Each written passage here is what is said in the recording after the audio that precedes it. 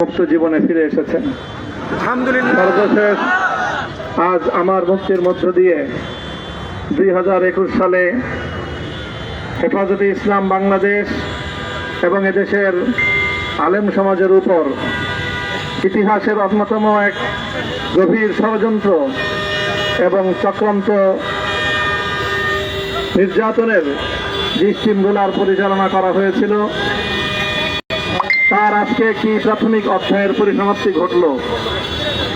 আমরা স্পষ্ট ভাষায় বলতে চাই, আমাদের উপর জুলুম করা হয়েছে, আমরা নির্যাতিত, অন্যায়ভাবে আমাদেরকে কারারুদ্ধ করা হয়েছে, বুলেটের আঘাতে আমাদের ভাইদেরকে হত্যা করা হয়েছে। আমরা যখন আমাদের সন্তানদের লাশ এবং তাদের রক্তমাখা বুলেট বিদ্ধ সেই মরদেহকে সামনে রেখে